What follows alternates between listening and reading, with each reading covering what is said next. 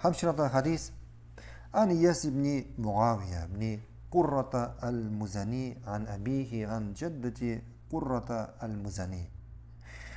İyas ibn Muaviye özünün ətisindən, indi ətisi özünün babasından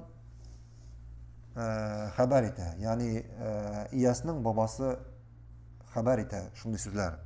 Aytə kunna ginda Rasulillah sallallahu alayhi ve sellem fazukira gindakul haya. Bir vaqt biz Allah'ın ilçisi yanında bulduk. Hem indi anda uyalşanlık iska alındı. Uyalşanlık. Faqalu ya Resulallah el-haya mined-din.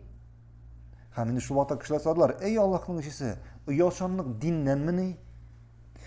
Faqala Resulullah sallallahu aleyhi ve sellem innel haya vel-afa vel-ghiya lisan la ghiya kalbi vel-fikha minel iman.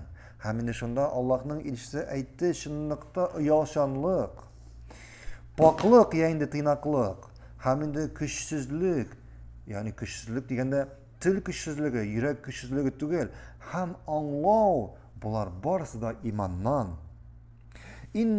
Barısı da imandan. Ve innehunne yazidne fil ahireti ve yankusna mined dunya. Hem bu sıfatlar ahirette küp ecir sevap istiyor.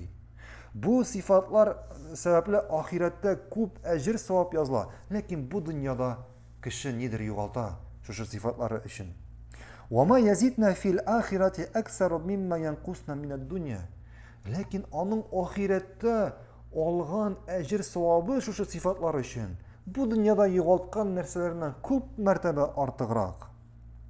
Şundan sonra Allah'ın ilçisi devam etti. وَاِنَّ الشُّخَّ وَالْفُخْشَ وَالْبَذَى مِنَ النِّفَاقِ. Şınlıkta soranlık, hem eşeklik, katılık, naşar yemsiz sözler söylev. Bunlar ikiyüzlülük, yani münafiklik. وَاِنَّهُنَّ يَنْقُسْنَ مِنَ الْآخِرَةِ وَيَزِدْنَ فِي الدُّنْيَا.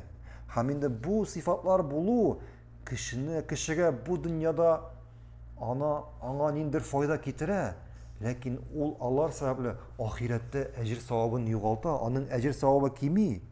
وَمَا يَنْقُسْنَ مِنَ الْآخِرَةِ أَكْسَرُ مِمَّا يَزِدْنَ مِنَ الدُّنْيَا. Hem de onun bu dünyada şu sıfatları bulursa bu dünyada olğan faydasından ahirette faydasından qaraganda ahirette yugaltkan ecir sevabı küp mertebe artığırak. Kale İyas, hem şundan sonra İyas devam etti. Fahaddestu bihi Umar ibn Abdülaziz. Hem min bu hadis nedir? Yani Müslümanların padşası bulgan, Müslümanların emiri bulgan Umar Abdülaziz'e söyledim. فأمرني فأمليتها عليه ثم كتبه بخطه. Hem o bana emir etti. Bana bu sözlerini, bu hadisini aytıp durga. Hem o onu yazıp aldı. Yani Umar ibn Abdülaziz. ثم صلى بنا الظهر والعصر. Şundan sonra o bizimle öğle namazın, ikindi namazını okudu. وإنها لفي كفه ما يدعوها. Hem bu vakitte gül onun bu yazı kolundaydı. Hem olanı bir koyda koymadı. Kim? Umar ibn Abdülaziz. Bu hadiste en birinci, yani Allah'ın ilçisi ahirette ecir sevabını küp mertebe arttıra turgan sıfatlar söyledi. Birincisi uyalçanlık. Kız öyle uyalçanlık ol neyindir kimçilik deyip. Yok, uyalçanlık ol kimçilik değil. Hakikatte uyalçanlık ol imandan. Uyalçanlık ol imandan hem iman akıllarının sıfatı. Hem uyalçanlık degende bunun manası en birinci Allah'tan uyalı. Haram işlerge, Allah degen nerselerin işlerge, hem kişilerden uyalı. Yani kişiler yaratmagan nerselerden yirak bulu. Bu indi kişilerden uyalı. İkincisi aytdı gıfetlik, paklık. Yani barlı günahlardan da şulay kişilerge ağırlık, көңілсізlik getire turgan nerselerden yirak bulu. Hem Allah'ın ilçisi üçüncü sıfat aytdı til güçsüzlüğü. Yani gerekmezden tış, nindidir matur sözler kıllanıp, kişiler kullanmay turgan edebi sözler kullanıp söyleşiyor. Bu iman ahillerining sifati tugul. Bu hatta bu koy bir kitaplarını olasın, yazılan kitaplarını olasın, okup anlap bulmay. Elle nindi ağır sözlerden yazılgan. Yani kimdir nindir hutbe, yani nindir ders ötkere sözlerini anlap bulmay. Köp sözlerin. Eğer Şeyh Useymin'nin derslerini tınlasağız, yani kitabın alıp okusağız, pek jengil. Gadi kişi anlayışlı sözler bilen yazılgan. Hatta bugün Arap dili öğrene başlagan kişiler de onun kitabını okup onun aytgan sözlerini anlar. Şuna göre iman ahillerinin sifatlarından bulup tura hadi kişiye anlayışlı prostoy sözler bilen söyleşiyor. So'ndan ahirgisi aytdı Allah'ın elçisi ol da olsa fiqh, yani anlaw, dinni anlaw, i'tiqadni anlaw, g'ibadatini anlaw. Ham bu Allah'ın büyük nimeti.